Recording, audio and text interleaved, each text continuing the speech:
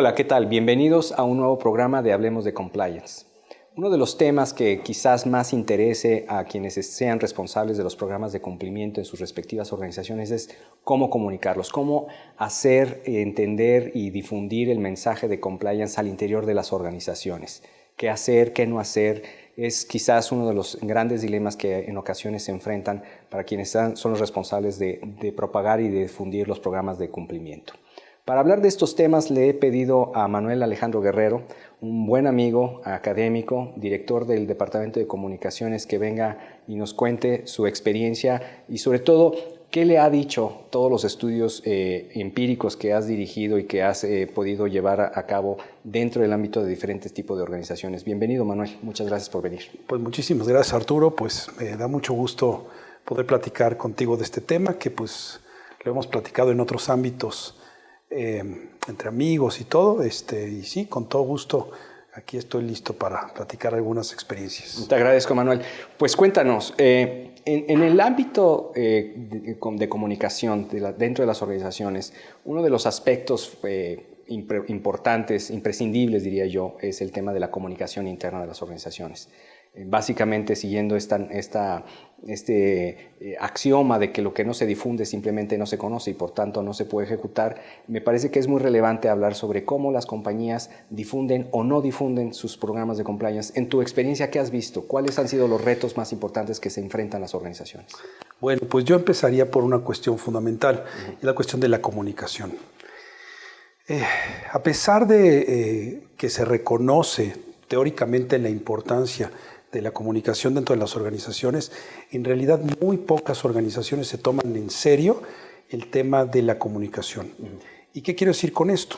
La comunicación, desde mi punto de vista y desde el punto de vista de las corporaciones más exitosas, forma parte central de lo que la corporación hace y desarrolla como producto, como servicio. Okay. Es decir, está desde la incepción misma de las ideas creativas y todo el proceso de cómo se comunican las políticas de la empresa, lo que hace la empresa, cómo lo hace la empresa, en fin. Y esto normalmente no sucede, a pesar de que, repito, teóricamente se sabe que debería ser así. La comunicación en muchas empresas, yo me atrevería a decir el 90% de las empresas, deciden que la parte de comunicación es un complemento que solo debe estar fundamentalmente para casos de comunicación externa a la propia empresa. O sea, hacia afuera de la organización. Hacia afuera de la empresa. Okay. Y muchas veces confunden comunicación con marketing. Entonces, normalmente el comunicólogo o la comunicóloga trabajan con los mercadólogos, ¿no? Y pues muchas veces se traslapan las funciones que uno y otro hace y está vinculada al tema más bien de la comercialización de los servicios, de los productos o las informaciones externas que lleva a cabo la empresa. Muy pocas se toman en serio el tema de la comunicación, repito, y aún menos de la comunicación interna. Este es un gran tema, porque para empezar yo diría que uno de los fundamentos es que la empresa tenga una alineación clara en la forma en que procede con sus valores. ¿Cuáles son los valores centrales de la empresa? Y entonces, si tienes bien definidos los valores, la jerarquía de valores, tienes claramente establecido para los empleados, en principio, lo que la empresa debe hacer, pero sobre todo el cómo lo debe de hacer. Claro. Ahora bien, ¿cómo comunicar esta cuestión? Sí, ¿no? Que no debe ser una cosa sencilla, ¿no? Es decir, ¿cómo transmites, cómo le difundes a los empleados, a los participantes de una organización que deben seguir las reglas? En principio uno pensaría que eso está como dado, ¿no? Dado por hecho, ¿no? O sea, pues, pero no necesariamente es así. En las negociaciones internacionales de grandes corporaciones hay un montón de zonas grises, sobre todo cuando se traslapan legislaciones locales y legislaciones internacionales. Sí. ¿Hasta dónde podemos actuar? ¿Qué debemos hacer? ¿Qué es lícito? ¿Qué es ilícito? ¿Qué se sanciona o qué no? Y las empresas deben ser muy conscientes de todos los stakeholders que tienen. ¿Quiénes son los que intervienen en los distintos procesos? ¿Quiénes son sus clientes? ¿Quiénes son sus partners? Y tener un conocimiento más o menos claro del entorno legal que eso implica. Sí. Entonces, ¿cómo comunicas eso? Bueno, pues si la empresa no, para empezar, no tiene los instrumentos generales de ambiente laboral para hacer sentir, para hacer sentir bien a los trabajadores y que los empleados sientan que la empresa realmente está alineada con los valores que dice percibir, cualquier estrategia de comunicación se viene abajo. Okay. Tiene que haber una congruencia entre el mensaje y la realidad, digámoslo así. Así es, así es. En la mayoría de las empresas puedes encontrar desviaciones de esto, pero las desviaciones tienen que ser todo el tiempo detectadas y sancionadas, ¿no? Y servir de ejemplo en términos de comunicación para el resto del personal de la empresa. Ahora bien, estrictamente en materia técnica, ¿cómo comunicar? Bueno, primero tienes que saber qué herramientas de comunicación están a tu disposición. Sí. La corporación tiene una revista interna, tiene una intranet, se comunican por otro tipo de redes, ¿no? Y una vez que los identificas, cuáles son esos canales oficiales, además, digamos, del correo electrónico y de muchas otras cosas, sí, pues tienes que identificar los canales de comunicación informalmente más utilizados por los propios empleados. Por ejemplo, hemos detectado en algunos casos que las mejores estrategias de comunicación en empresas que tenían una revista interna, por ejemplo, en la que invierten en la calidad de los reportajes, de lo que se hace, de los datos que se ponen ahí, hay todo un equipo que trabaja para eso, casi nadie la lee, ni les importa, claro, ¿no? Está ahí la revista impresa y la revista digital, ¿no? En su versión impresa y digital, pero prácticamente nadie la consulta. En cambio, de manera informal, distintos grupos de la empresa fueron abriendo páginas de Facebook, de el grupo que trabaja en no sé dónde, el grupo que trabaja en no sé qué. Y entonces es ahí donde realmente fluía la comunicación de ya se enteraron que ahora el lineamiento para hacer tal cosa debe ser de tal modo. Entonces, como una comunicación en paralelo. Exactamente, una comunicación enteramente en paralelo que estaba prácticamente a espaldas del conocimiento de la corporación. Estos canales no eran ni siquiera sancionados por la propia corporación, sí, pero una investigación reveló que esa empresa en ciertos ámbitos en diferentes regiones de México se comunicaba mejor a través de estos canales absolutamente informales de los que las cabezas de la empresa desconocían prácticamente, claro, su existencia. Entonces, es muy importante también sondear qué tipo de comunicación utilizan de manera informal para saber y proponerle a la empresa vías novedosas de comunicación. Tenemos otros casos, por ejemplo, en donde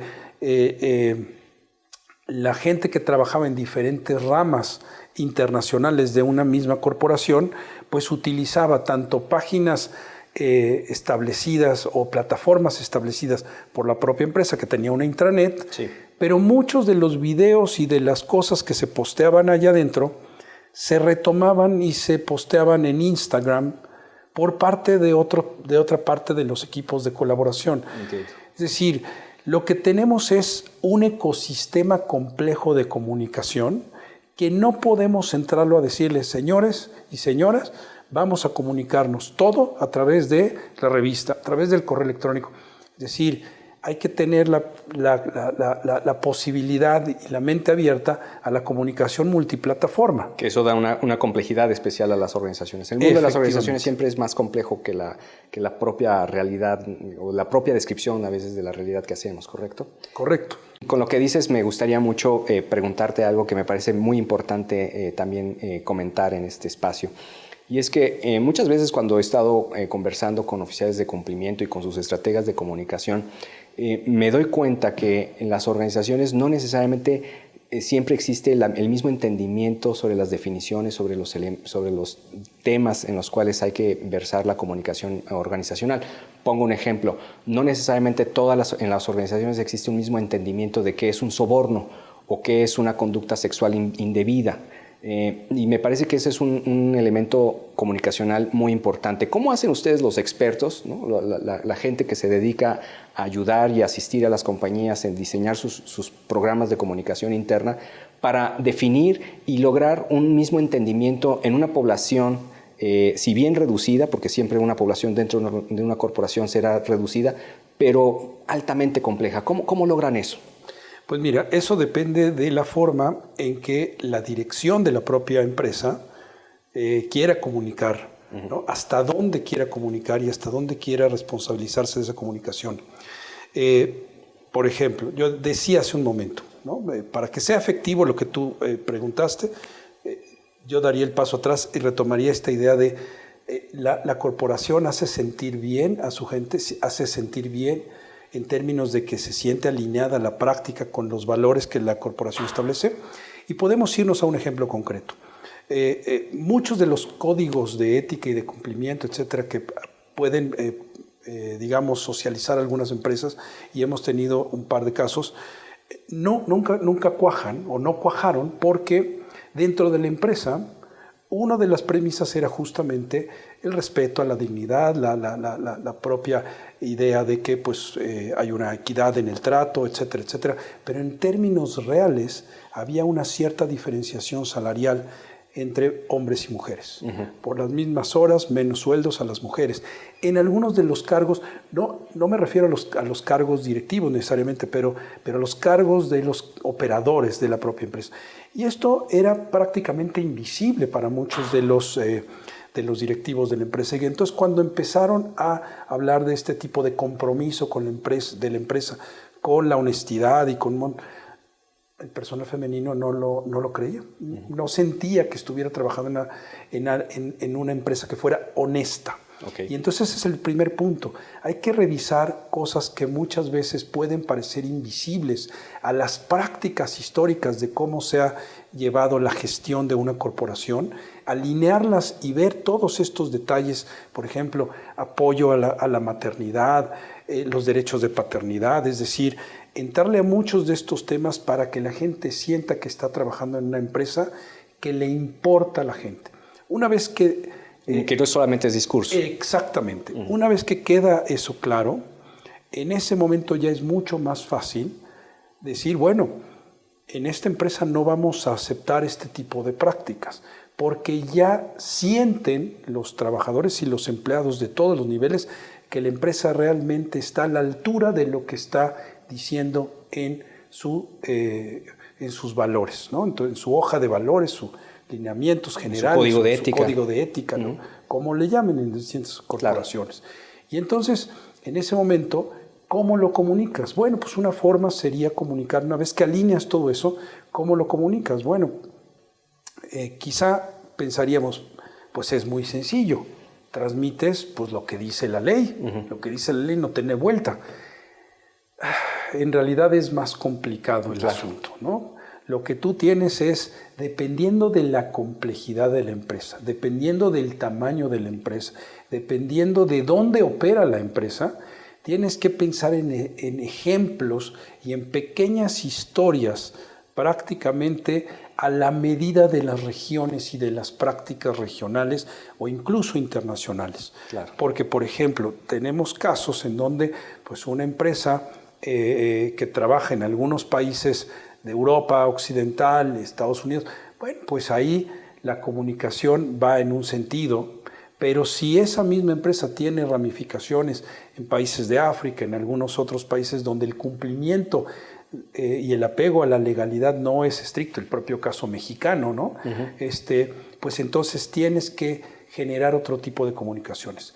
Una de las mejores estrategias para esto tiene o se desprende de lo que se llama el storytelling, de armar historias que tengan sentido, que tengan al final, ¿no? Una moraleja para el propio empleado, que los hagan sentir, uno, parte de una corporación que respeta sus valores. Dos, identificar a partir de los ejemplos y de las narrativas los casos que la empresa no tolera. Y tres, una vez que dices todo esto, pues darle la información legal al propio empleado e incluso en algunos casos también abrir oficinas internas o líneas rojas para reportar conductas indebidas, porque muchas veces tenemos los casos en donde lo primero se da, tienes una cierta alineación, donde en general los empleados se sienten que están en empresa honesta, tienes también el caso donde comunican más o menos bien las prácticas que toleran o no, pero y si hay prácticas indebidas, ¿qué se hace? Claro. Nadie sabe qué hacer. Claro. Entonces, tienes que ofrecer también una solución. Y el mensaje empieza por llamados, en esta lógica del storytelling, por una construcción emocional, lo aterrizas a los datos, digamos, racionales, evaluables y las acciones concretas y lo vuelves a cerrar con una apelación emocional. Entiendo. Y me gustaría mucho que nos detuviéramos un poquito ahí, Manuel, porque ciertamente hay un tema que también es importantísimo hablar en temas de comunicación y de compliance, que tiene que ver con el tratamiento de las crisis, ¿no? De las crisis que en ocasiones suceden en las organizaciones, cómo abordar esos eventos lamentables, pero que es necesario pues frenar y poder ponderar y mitigar los riesgos que de ahí puedan derivarse. Pero permíteme un momento, vamos a un corte comercial y enseguida seguimos charlando contigo. Muchísimas gracias. Vamos a corte y regresamos en un momento con Manuel Guerrero.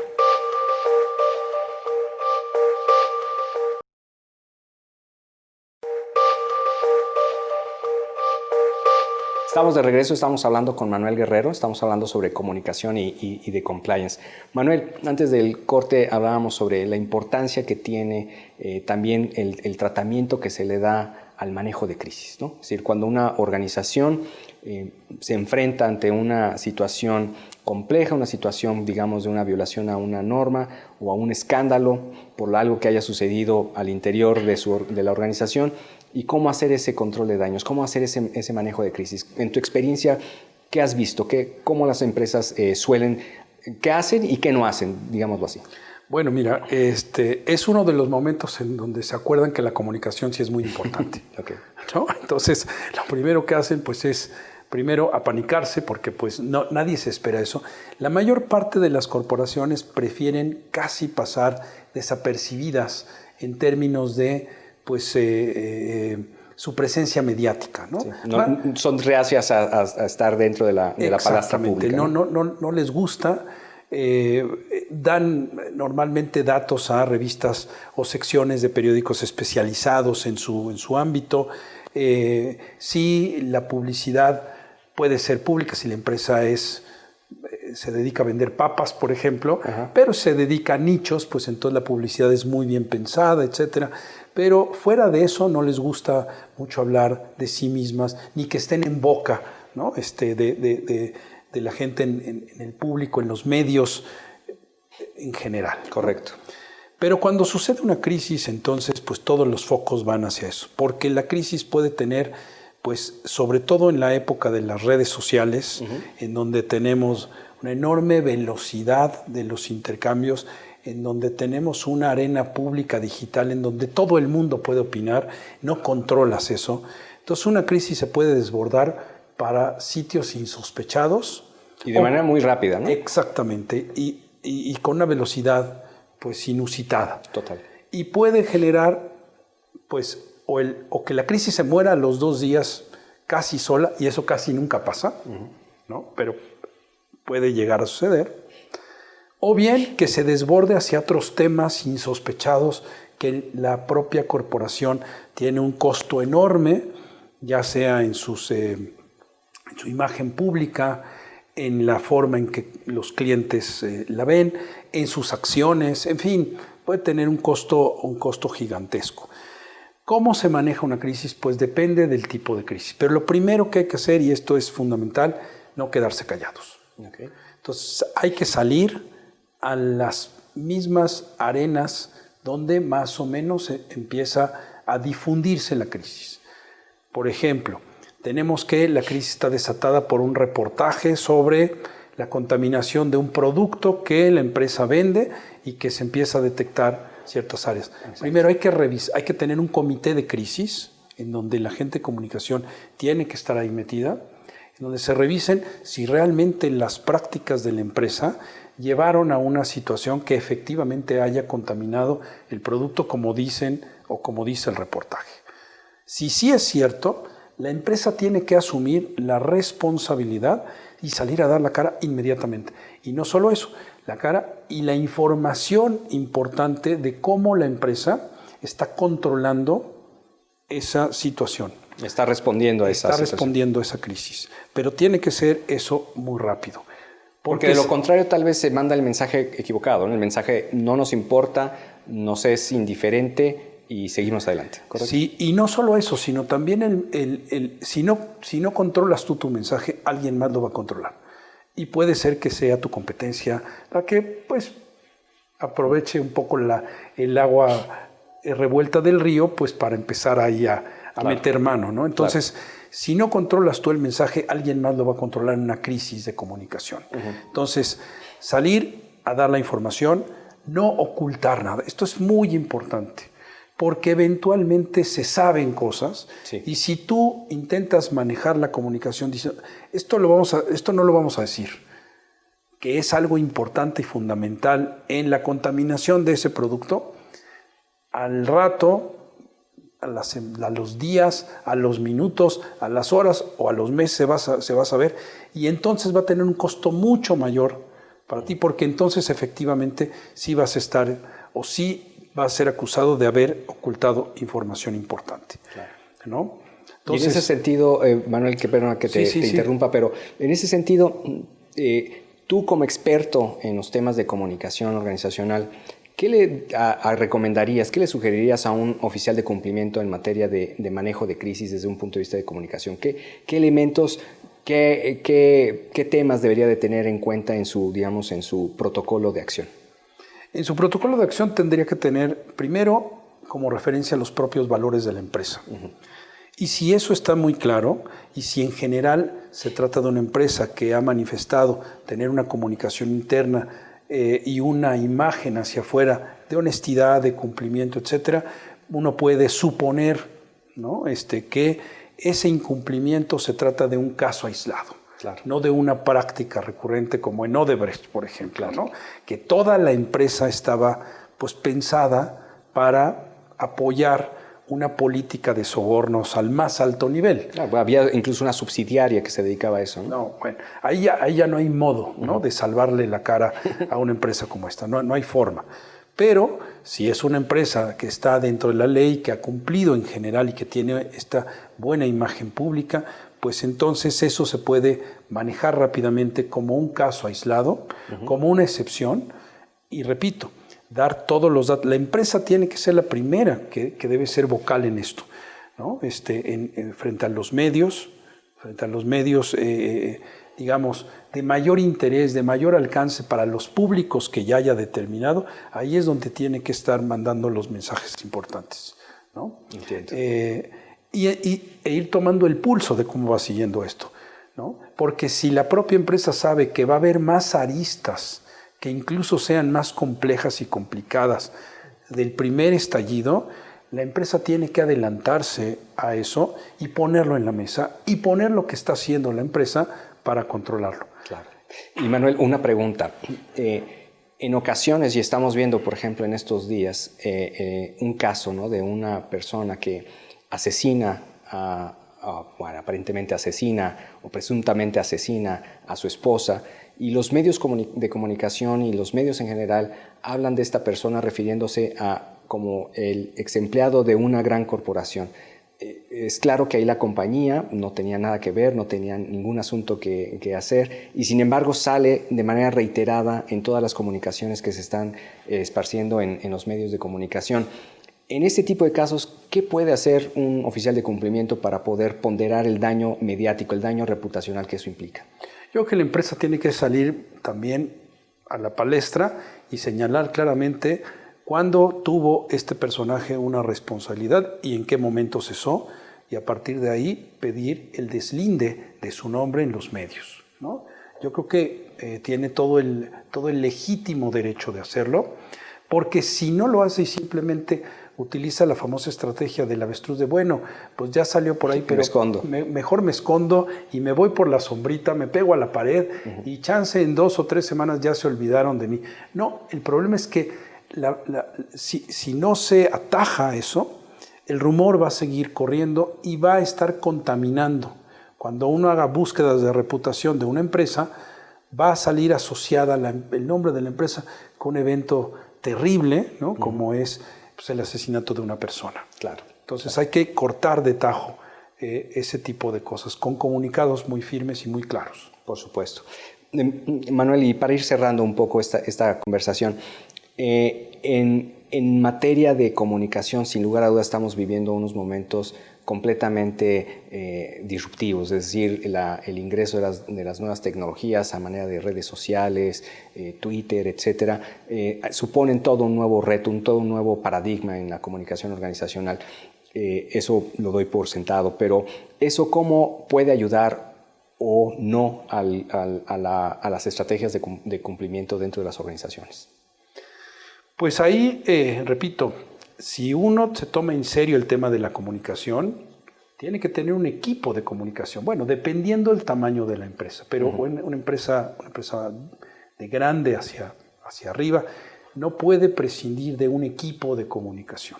Este equipo de comunicación tiene que estar, digamos, palpando, digamos, el ambiente de comunicación en torno al prestigio, en torno a la marca, en torno a la satisfacción de los clientes y en torno a la calidad percibida de los productos y servicios, todo el tiempo.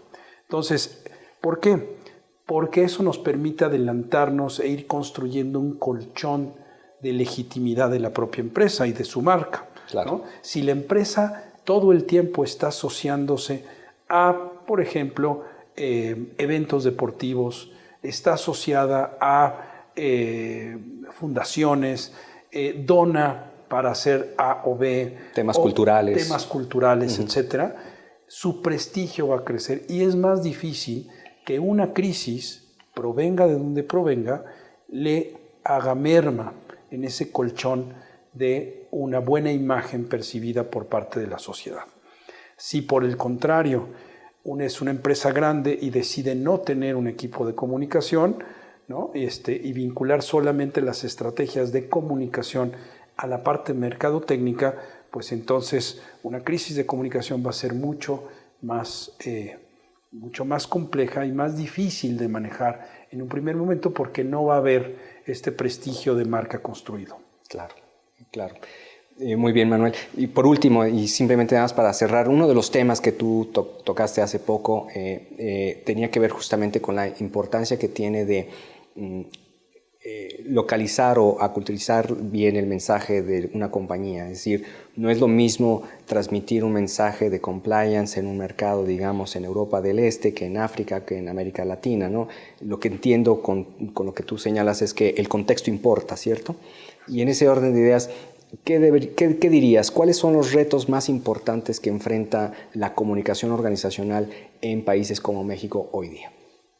Bueno, en el caso mexicano, pues enfrentamos un montón de retos. El primero es la muy, digamos, difundida idea de que pues hay una impunidad prácticamente rampante. Ese es el gran o el mayor obstáculo para frenar. Hay una narrativa ya claro, asimilada y aceptada. Aceptada, ¿no? Y normalizada, es decir, vivimos con ella. Decimos, no, es terrible que en México exista una impunidad del 95% o más, ¿no? Dependiendo del tipo de delitos. Y de la medición que se use. Y de la medición que se utilice, pero cuando ya llegas a un entorno y un contexto como ese, pues entonces supones que la aplicación de la ley y la efectividad de las sanciones pues es muy baja, lo cual pues te permite suponer también que puedes salirte con la tuya más fácilmente en los ámbitos laborales, públicos, privados. El que sea. El que sea. Muy bien. Pues te agradezco muchísimo, Manuel. Te agradezco mucho que hayas venido. Realmente muy importante todos estos temas y muchas gracias por estar con nosotros. A todos ustedes les agradezco mucho su presencia, su interés por este programa. No dejen de seguirnos viendo en un nuevo capítulo de Hablemos de Compliance. Muchísimas gracias.